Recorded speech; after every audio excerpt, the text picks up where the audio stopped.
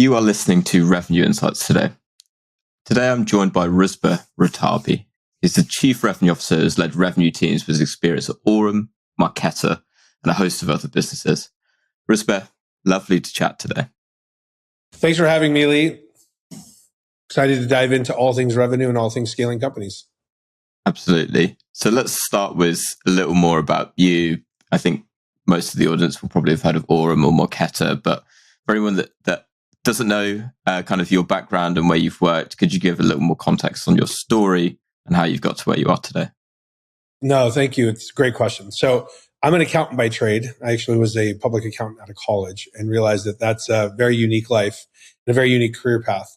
And I quickly transitioned over into sales, business development, working at ADP, which is the largest payroll company on the globe. And from there, I was introduced to payments because ADP came out with a payroll card that was trying to help folks that are underbanked or didn't have the same socioeconomic background as traditional corporate earners. They were trying to give them banking services. I met one of the founders at a company called Wildcard Systems 20 years ago. His name's Gary Palmer, and went to go work for them. My first indoctrination into the startup world, having lived in San Francisco from 98 to 2003, I passed on a lot of the startups then. But I joined one in 2003 when kind of the dot-com boom was over. And for the last 20 years, I've been in fintech payments and focusing on scaling organizations across a multitude of verticals or business ideas. So it's been a fun run. As you mentioned, I've worked at Marqeta, Green Dot, Blackhawk, and most recently at Aurum. So it's been across the entire payment spectrum or fintech spectrum. And correct me if I'm wrong, you've also worked across a number of different departments within, I guess, the go-to-market function as well, right? So obviously most recently being Chief Revenue Officer, having looked through your LinkedIn, I know you've gone through the customer success side as well. Is there anywhere that you haven't quite covered yet? I think the only place that I haven't covered is solutions engineer. And what I say about that is I know enough to be dangerous about the bits and bytes, but you don't want me leading an API call. You don't want me leading an implementation call, but you want, I think I can be a good advocate and a good, person sitting in the third seat, if you will. But the reason my experience is a little bit unique is I started out in true sales at ADP and then moved over into business development at Wildcard. And at Blackhawk, it was everything from business development to sales to partnerships to owning categories. And then the transition over, as you called out, into customer success. And there was a thought and a logic there, which was if you're going to understand the entire revenue spectrum, meaning from the first time you make that call to a prospect, all the way to the third renewal, 10 years later when you've had that customer, to understand that experience, to understand what the customer goes through, the P&L internally and how customers need to be profitable, while also keeping the lens on driving hyper growth and driving scale, was an interesting experience. And I think most companies, as they go forward, they should start thinking about how to manage that revenue from the first conversation to creating long-lasting revenue. And by bringing folks in that have a broader spectrum or broader parabola, if you will, they will help build the right relationship between internal stakeholders and, most importantly, with the customers. I completely agree. And when we were kind of chatting kind of pre-show, the thing that stood out to me more than anything compared to, I think, a number of guests that I have on it is that you've really worked across that spectrum to get the different perspectives. And so that's the kind of the first question that I wanted to ask is in your opinion then, is there perhaps one part of the revenue function that you reckon is the most overlooked? Oh, that's an interesting question. I could say there's many times that some of them are overlooked and none of them are overlooked because it depends on the focus. But I'd say the two right now that are overlooked the most is customer success and revenue operations.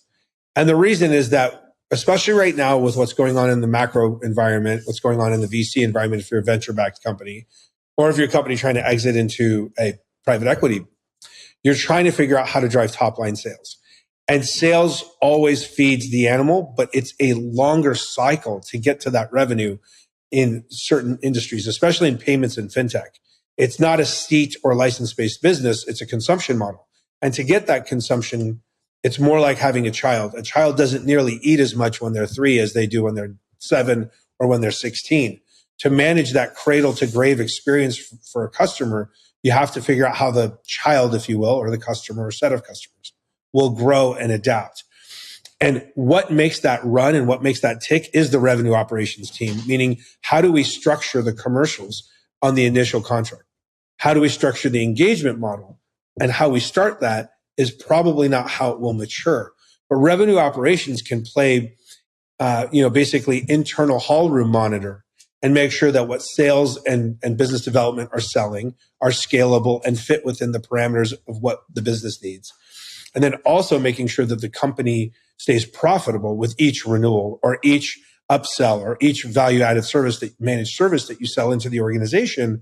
And if you think about that in a holistic manner, you're building cohorts that are both productive and profitable.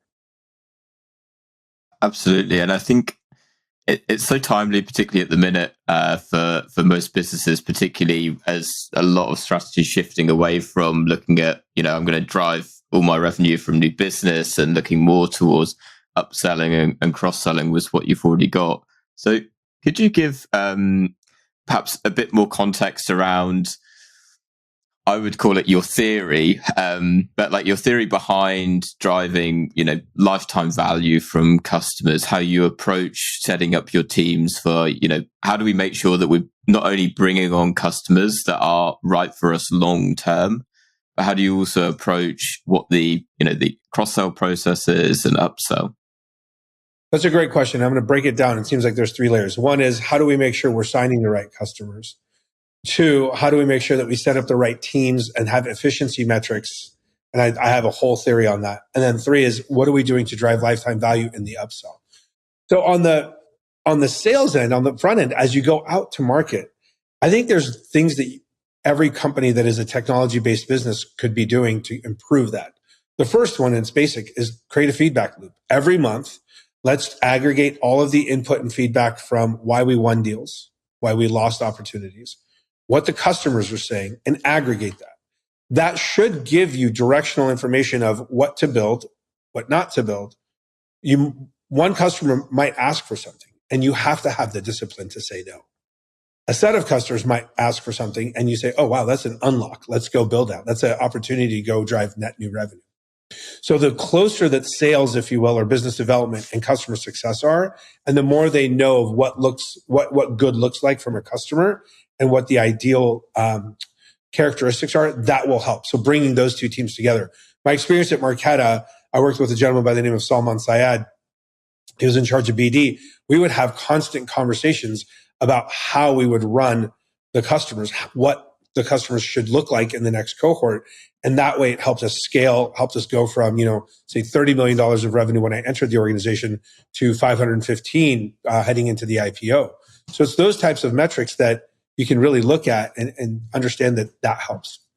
In the middle, we talked about the theory of efficiency. And I think, again, looking back on every organization I've been a part of, and I've been part of the dot-com boom and bust. I've been part of the global financial crisis and this, the latest, economic turn, if you will, not downturn, upturn, whatever it may be. And I think the biggest thing that we got away from is efficiency metrics, whether it was both from a venture capital standpoint, from an organizational standpoint. We weren't looking at what's the revenue per employee, what's the contribution per customer, and it was growth at all costs. There's many, many publications or articles or blogs that talk about that. But I think we'll get back to the norm, which is grow with the right customers, with the right margins, at the right internal organizational metrics of hiring, tools, applications, all the costs that go with it. And then that dovetails into upsell. If you're aligned on the right set of verticals with the right set of customers, and you're aligned on how to build the efficiency metrics in the middle, which is the squishiest part, because then you get people involved, then you get personnel, and you get a little bit of I feel I need this, and burnout, if you want to categorize that, or people that feel that they're unsatisfied and their jobs are unfulfilled. That's the middle's the hardest part, Lee. And then at the end, like the upsell, if we've done 1 and 2 right, you should get to 3 pretty quickly and pretty accurately. And the upsell is now going to come around what products you should build, what solutions should you add on, what things should you walk away from. And I'll share a story. Walking away from something is important. When I was at Marqeta, we had about, call it 30 customers. they were not productive. They were causing too many Zendesk tickets. They were causing too many product requirement changes, too many open issues with compliance. And I had to go to the executives. I had to go to, the CEO and the CRO and say, hey, these folks are unproductive. We have to walk away from them. And here's a company that lived through the hard times of 2013 to 2016. And they have someone that's been in the seat for a year asking them to terminate roughly 30 customers. We got around on the idea and everyone saw the through line and we executed on that. But again, it's saying no to say yes to the right things. It really does love that point around actually saying no to some customers. I think so often it can be, we've got to retain as much as we possibly can. But often, I think to your point of like revenue per employee that you've got, when you've got customers that might be, I don't know, they've got a handful of people, but they're taking all of the time of your support team, then it creates so many issues. And I think it's almost quite a fairly, certainly logical, but also quite brave decision to actually let those customers go. What I'd like to kind of dig into a bit more, you touched on efficiency metrics, and I really love the point of moving away from this kind of growth at all costs approach and more towards how do we become more efficient. So to you, what would you say are the top efficiency metrics that you track and why are they so important? Yeah, I think there's different metrics and KPIs for every organization, whether it's SaaS, fintech, payments, OEM, hardware, software, whatever it may be. I think the best thing that we can do at a startup, at an earlier or mid-stage startup, is align on the KPIs every year. And every year your KPIs will change until you become a publicly traded company. And as we all know, they stamp out their 5 or 6 key metrics and all the analysts and everyone else hooks onto them. But until you get to that point, I think you should all at the executive level create the 4 to 6 right metrics that you're going to track, whether that's in the SaaS business, seat licenses, number of users, activity per user, login per user. On the payment side, it might be number of cardholders, number of businesses, number of cards in market, but you have to align around that.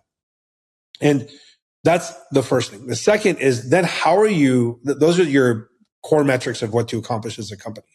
Then it's a matter of backing into those. And if you say, hey, we want to build $10 million in net new revenue, then it's a matter of doing the math. What's your average contract value on an annual basis? What is the capacity of each salesperson?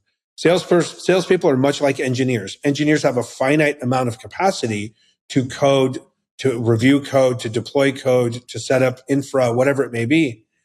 Same thing with a salesperson. Same thing with a customer success person. There are capacity limits for those human beings, and it varies by type of business. But understanding those, that saying, okay, if it's 10 million, let's do a bottoms up approach. If we have 5 salespeople, are we truly being honest with ourselves if we say there's $2 million that need to come from each person and the average contract value is $100,000? So can each person close 20 deals a year? And from there, when you do the bottoms up, you'll truly get to the right metrics. Then the efficiency should be into the burn ratio. If you're paying someone X and they bring in Y, or they produce Y, or they create Y as an engineer, then you're analyzing that properly.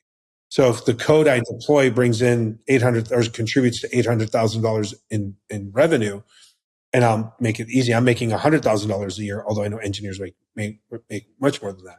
You have an 8-to-1 ratio. You can start standardizing that. In sales, typically, it's a salesperson and account executive should make 4x of what, so they should bring in 4x of what their OTE is. On the customer success side, it's capacity planning. How much ARR should you be managing to make the amount of money that you do?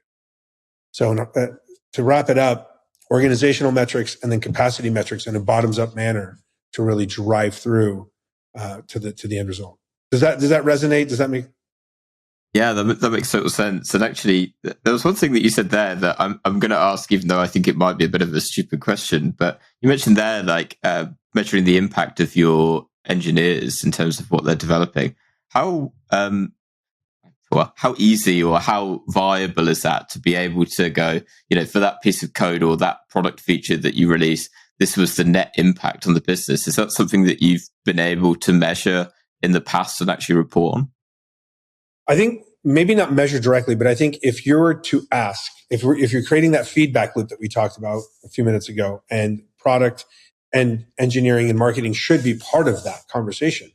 And when everyone makes a decision to create a net new solution or a new feature, there's an obligation of the revenue team to go assess what is the total sellable addressable market, the SAM, for that feature, either into the net new customers or into the current customers, and say, okay, if the engineering team works on this project and it unlocks a potential of $10 million in revenue next year, you may not be able to break it down into, it might not be it might be a giant chocolate chip cookie rather than breaking down all the chocolate chips within that cookie to the engineers. But that chocolate chip cookie could be sold for a certain amount of money. And that's how you would aggregate it. And that's, I think, capacity planning and creating a very tight alignment between product and engineering, along with revenue and marketing, is extremely important to scale an organization. Yeah, that makes total sense. I'm going to ask something that I feel like you can take in a number of different ways, so I'll leave it fairly open. But we've touched a lot on kind of lifetime value and driving more efficiency. From that lifetime value perspective, what would be one thing that revenue teams could do or revenue leaders could do today to really start to improve their lifetime value return? And I speak about that from the context of, other revenue leaders that you speak to. Where are the shortcomings that are happening at the minute that you're observing that often, you find that you're actioning on? Yeah, I'm going to let you know a little secret. I know that the bonus question at the end is your favorite book, but I'll talk about one of my top 3 favorite books, even though it's not my favorite, which is The Trusted Advisor. Trusted Advisor is a great book that talks about how to get closer to your clients or your customers. And I think the more you understand your customer and your clients, and you can aggregate their needs into, yes, we should do it, maybe we should, and no, we shouldn't, and you start building metrics around that. Some of it could be in service just to retain your biggest customer. Many people do that.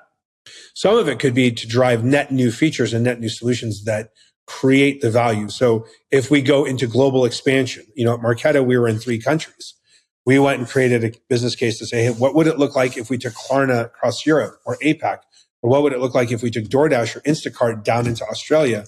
And we went and did the math. Some of it made sense in the spirit of retention. We didn't want to lose Instacart, who was a top 10 customer, and we wanted to retain them.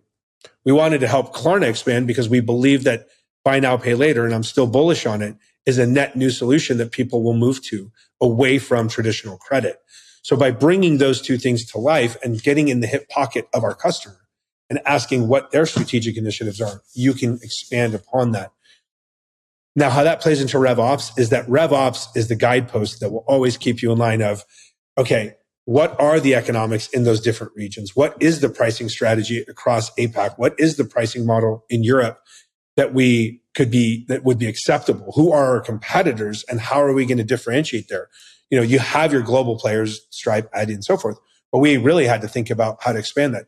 Same thing at Blackhawk. We went into Australia. We created the gift card distribution solution in all their retailers, but it was a completely different sales environment. It was a completely different experience launching into Australia because they already had some of the prepaid services.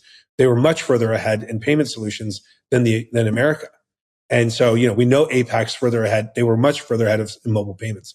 So I think it's understanding the market, understanding the customer, and getting closer to them and becoming a true partner with them in this growth mode.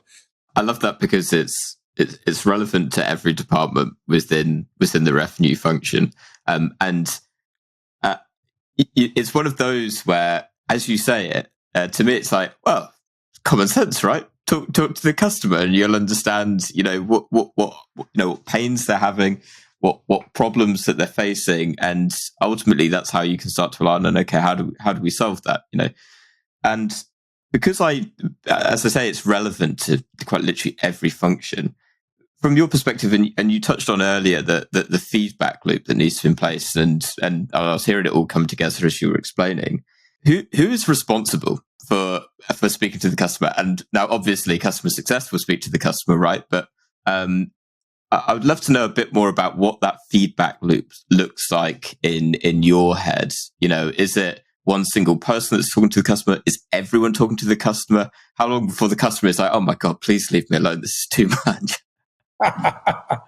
Well, you just opened up Pandora's box, so we'll go all in. I don't think there's any right or wrong. I don't think there's any right or wrong answer. What I'll say is this.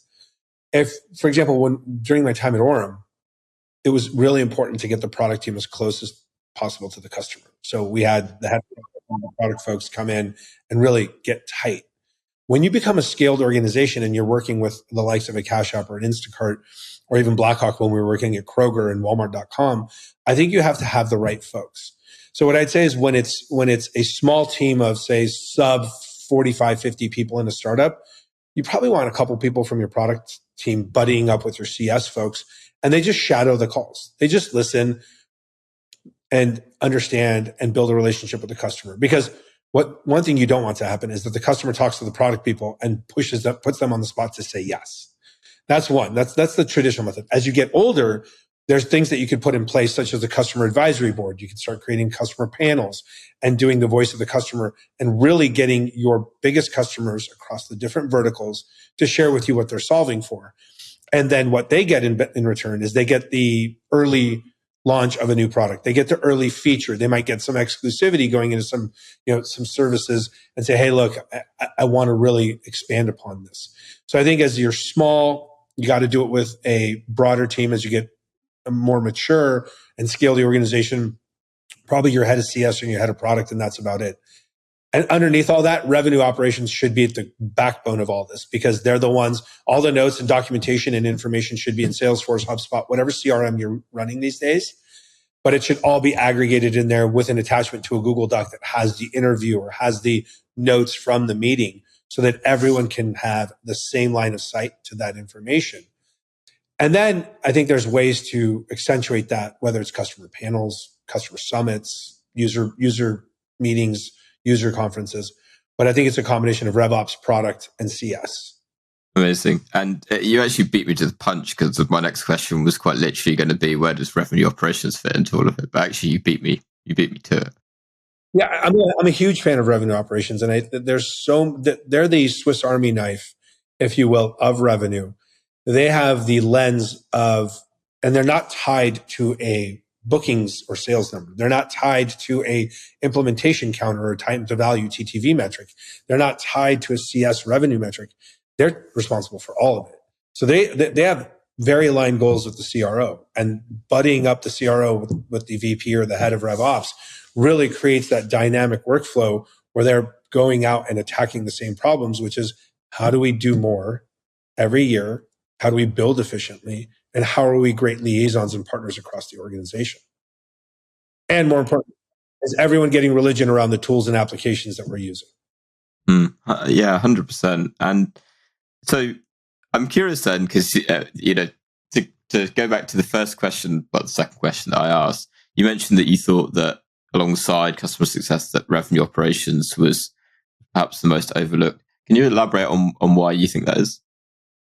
I think people don't understand it. If you don't sit in revenue, I think it's really hard to understand. I think a more universal one that's understood in the startup or consulting world is BizOps, business operations, or it could be something to the effect of, true operations or organizational strategy. And I think there's a nuance within revenue that goes untold, which is there are a lot of mechanical pieces and moving parts that need to be constructed together, and the connective tissue is RevOps. So I think first, it's just people haven't spent time to understand it, some people, and the folks that have are all in on it. Second, I think it's one of those things of like, when do I build the function? How do I scale the function? What parts of the function are truly liaisoning with marketing, like lead generation, demand generation, BDR work? And what part is partnering with finance on models and pricing and all of those things? So at Marketo, we had a revenue operations function ran by a great gentleman by the name of Scott Morris. And he was really focused on deals desk, making sure that the deals were profitable, building models out. He had an FP&A background, but he was also focused on what are the leads that are coming in? How are we scoring them? How are we making sure that they're matriculating through the system and doing all of those things? There's a lot of good outsourced services now that you can buy and basically lease, that you leverage until you're ready for a full-time rev ops person. But I think it's a matter of knowledge, education, and dare I say, building a charter of what your remit is within that organization. I reckon it's a matter of time then before we kind of get to that point where it's a much more, I guess, fully fledged part of the business, a little bit like BizOps. Yeah, I think in SaaS it's there. If you speak with most SaaS companies, most fintech companies are there. Most financial service companies are coming around to it. I think where I haven't seen it personally is folks in like telecom or OEM, folks that make software, make hardware, and ship actual boxes or downloads now, or sell hardware into companies. But I think it's all coming. And whether it was the old terminology was inside sales or it was customer enablement, I think it's all coming together under the right umbrella to become a force multiplier for an organization and a true value add across not just revenue, but these are folks that are partners with product and engineering and finance and marketing. As you come from primarily a fintech background, could you share a little more then on what I think is becoming more commonly referred to as revenue leaks, but where those efficiencies are? And I'm curious to know the role that revenue operations played in your teams. So, was it one of those where you're going to your revenue operations team of, I want to know more about this, this, and this. Can I get a report? Or are they more integrated into the strategy? Just curious to know what your kind of outlook is on their role in the go-to-market function. In the go-to-market function, that's a great question. That's a really good question. I think across all three organizations I'll name, Orem, Marqeta, and Genesis, when you're trying to figure out either your hyper growth moment like Marqeta was of how did we 10x the business, or a company like Genesis, which was in the loan origination business, or even Orem, which is in the money movement. It's a matter of three things. One is three vectors or elevations. One is being an advocate and being naturally curious about building out a go-to-market execution plan by understanding verticals, understanding who the players are in those verticals, what the competitive advantages of the company you work for versus the market. Are there incumbents? And then really distilling that down and saying, if we went and won this vertical, does that align with our margin? Does that align with our end goals of how we're building our finances? That's at the first elevation. The second is, how are we building the team out and scaling? So they should be the person that's almost like the analogous to FP&A that's building customer or sales forecasts. They should be the ones building human forecasts of saying, if we have 10 salespeople, this is what we can expect them to close per quarter. Hence, this is what our goal should be for the year. Excuse me. And if they build that across the organization for sales, partnerships, and customer success, they're assisting not only the CRO, but also the executive team to have a clear understanding of what the capacity is. And third is making sure that all the trains run on time, the reports are out, running the pipeline report, making sure that everyone's aware of what opportunities are coming down the pipe, what opportunities are straight in the middle of the fairway where they can be implemented no matter what requires a little bit of a custom build. And they should be the ones raising the red or yellow flag and saying, hey, we have a really unique opportunity. They're really outside of our scope. Let me go talk to product and engineering and solutions engineering and see if we want to do this. They shouldn't be saying yes to everything. They should be really thinking holistically about the organization so that we can attain the efficiency metrics. And I think both at Orem and at Marqeta, we did that through a very, very distinct pattern of cycles of planning, execution, and day-to-day operations. I want to take us and look at slightly the bigger picture just as we kind of come to a close. From the past 12 months, and the past 12 months alone, what have been perhaps the three, and I kind of thought of it as factors or tactics that have had the biggest impact on your revenue growth? So that might be a specific initiative that you've done. It might have been one thing that your revenue operations team spotted that you're like, oh my gosh, why were we not doing this before? Actionable things that you found that had a really big impact for you. That's a juicy question. I think, and it's in unique times, right? Because the last 12 months have been certainly unique. I think I'd say the biggest one is understanding the customer behavior. So if you're selling, let's just pretend we're a SaaS company. If you're a SaaS company and you sell into technology-based organizations and you're seeing all of these layoffs, you should start assessing like what the churn rate is from the licenses. Just naturally, less humans means less licenses. In the fintech and payment space, it means like, I think it was around what's the number of true total users you had. Companies like Cash App, who Marqeta had, would explode can have a chance to increase during a downturn because they're offering a more holistic, affordable banking solution. Whereas companies that were more in the lending or B2B payment space, those would probably be going down because people aren't willing to take as much credit.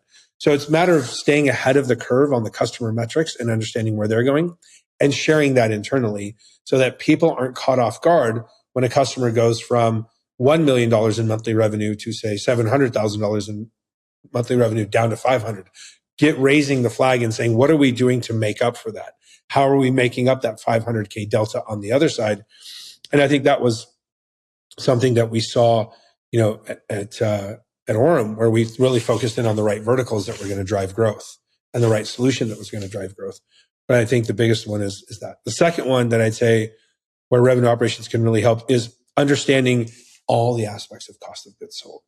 So if you are truly understanding the SG&A or anything that we have to license, buy, or lease, how are we improving those unit economics with our providers or our internal efficiency metrics to create more margin on the bottom line? Because if we know our customers are going to ask for a discount and we don't improve our back end cost, then you're going to have a double whammy effect. You're going to get paid less and you're increasing cost, or your costs are going to stay flat. So how do you decrease that? How does that resonate with you as being a former person in marketing and RevOps and an advocate for RevOps? Yeah, no, 100%. And I think particularly the first one stands out. Is very consistent with a lot of the stuff that we've been talking about, right? And it's one of those that as you say it is, to me, almost sounds like common sense, right? So in the space that we live in, I mean, at Epson, we love engagement scores, right?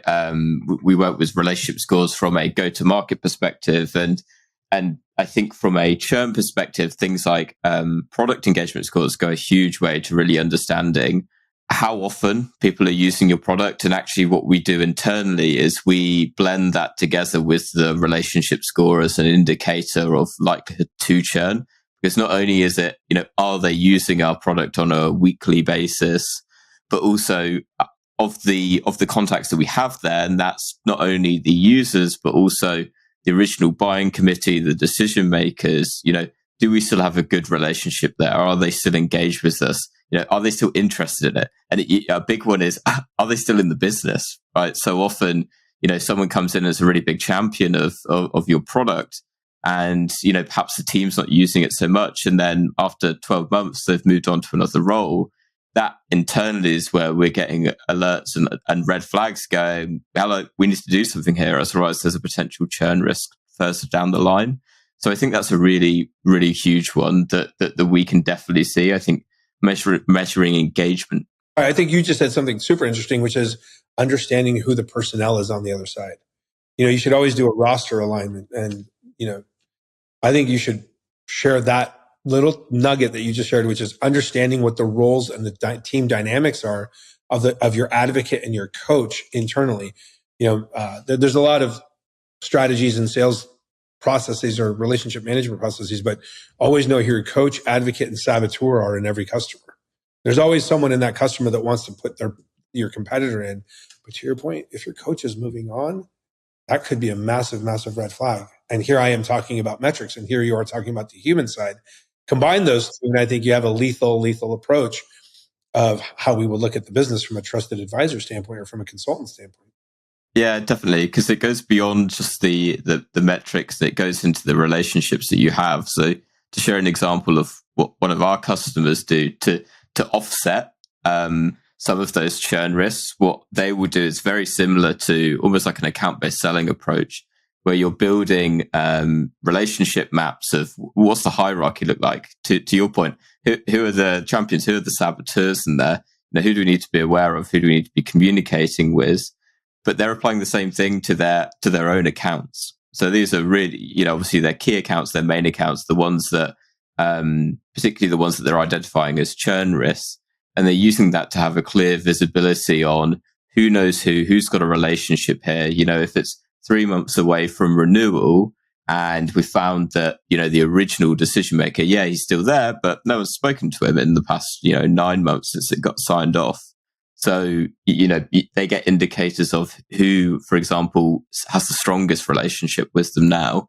So they can actually go in and actually start to get things moving again and reignite the fire, right?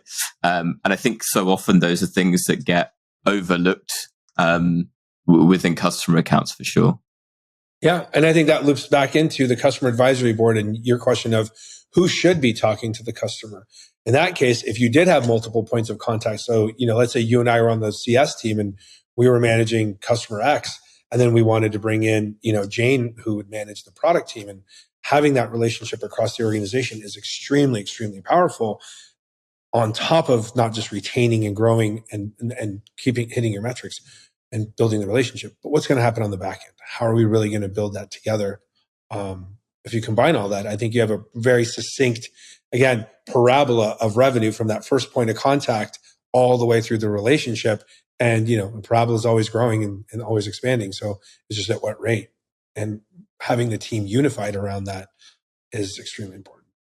Yeah, I'm definitely, to come on to something that you mentioned earlier, moving away from growth at all costs. And even though this can definitely be a very sobering period, particularly in SaaS where we work in, with layoffs and everything going on at the minute, it feels like a very necessary period to go through, because the amount of wastage that was going on before, now everyone's starting to look inwards. And I know with a lot of the, as we start to look towards revenue efficiencies again, it starts to make you realize how that frantic breakneck speed, let's just get growth, causes a lot of bad practices, a lot of bad habits to start to take place.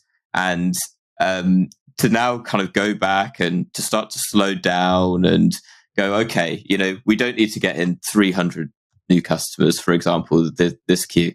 Let's just bring this down to, let's focus on 50. Let's aim to get our ACV up. Let's take it a little bit slower. When we look at our renewals, to your point, okay, we've got 1,000 customers here. Okay, well, loads of them are taking up hours and weeks of our support team's time, and it's not really bringing us much revenue.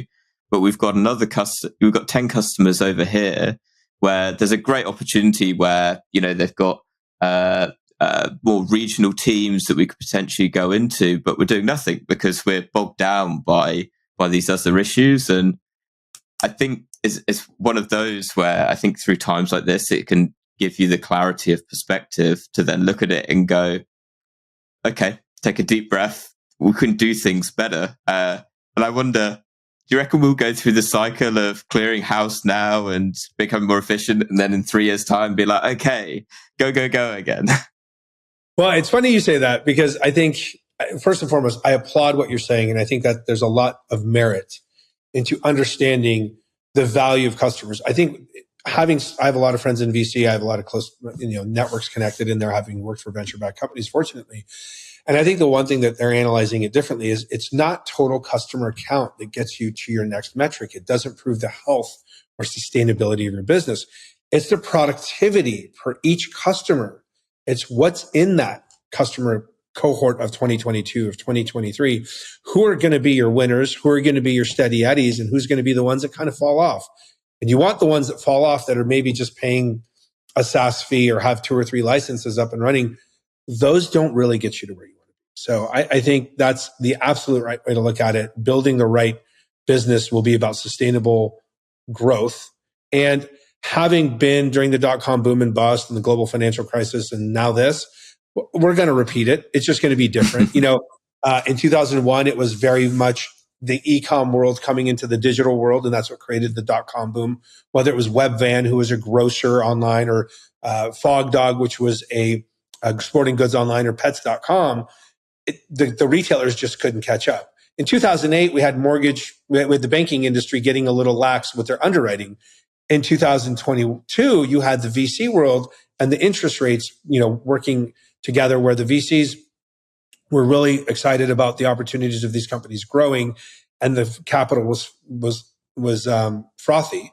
And I think that's going to change. So I think we'll go through another 8-10 year cycle. And there's always a snake in the grass. You just don't know what it is, and you don't know when it's going to bite you, but it's going to happen. It's a matter of how we react. It's a matter of what we learn and don't repeat. So right now, the good news is we're not seeing upside down mortgage companies. We're not seeing upside down lenders. Wells Fargo is the largest lender in the US for mortgages. You're not seeing them because they were extremely diligent about their underwriting. And I think right now, companies that are in the seed or Series A stage, that are at 20, 25, 30 employees, that are working on something unique, they're going to be the ones that in 10 years will be much like the companies that we know as household names now, that were founded 10, 12 years ago. DoorDash, Square, Instacart, all these companies that were founded during the global financial crisis of 2008 to 2014. You'll see ones that were created from 22 to 24 that will build a durable business at the right pace. And you said the right word, the breakneck pace. I think it's slow down to speed up right now is the methodology I've heard everywhere. Yeah, definitely. And I'd imagine, and I say that because I haven't had the benefit of living through that before, but I'd imagine that's because you're building at a time when it is more about efficiency rather than that breakneck speed. And so actually you're building a far more solid foundation, a far more sustainable foundation to build on, because so often, a lot of businesses tend to build it on like that house of cards of, well, we're just going to go as fast as possible. And particularly during times like this, it can all come crashing down. Yeah. So I don't know what the next one is, but we will go through something else, some sort of other economic setback, some sort of, we all hope that there's never a black swan event like COVID again. It took too many, that was too impactful on human life and also people. But I think it's one of those things that we should all be on the lookout for, of how to improve going forward. Yeah, well, I think how to improve is a mantra for all times, but no, I completely agree. Final question. You alluded to it earlier, the bonus question at the end. So I'm now going to ban you from saying trusted advisor again. So you're going to have to pick another one. What is one book you'd recommend? I think if you work and it's probably a little bit more, it resonates more with people in tech. It resonates more with people in venture capital or that type private equity backed companies. But The Hard Thing About Hard Things by Ben Horowitz. I mean, it talks about so many things. It's written from the CEO lens, but it talks about so many things of how to make decisions, how to live with the decisions, how to think, dynamically, how to collaborate, but most importantly, how to build the right team and how to scale an organization. And I think that the trusted advisor, and I'd probably say, if you're going to go for the trifecta, Only the Paranoid Survive by Andrew Grove, who's the former CEO of Intel, survived the Holocaust, Time Man of the Year twice. And both of those books are wartime CEO books or wartime executive books. And I think I would say, I don't mean war in a negative way with what's going on across the globe, but it's in a challenging time. And I think more people would be attuned to that now than say we might have been 4 or 5 years ago or 3 years ago. Beautiful. I'll make sure that we include a few links down to those to have a read afterwards. Particularly interested myself to have a read. Rouzbeh, it has been an absolute delight to have you on. Great to chat. Thank you so much for coming on, and to everyone that's listened to this episode, we'll catch you next week. Thank you, Lee. Have a great day, and thank you for having me on. Been a pleasure.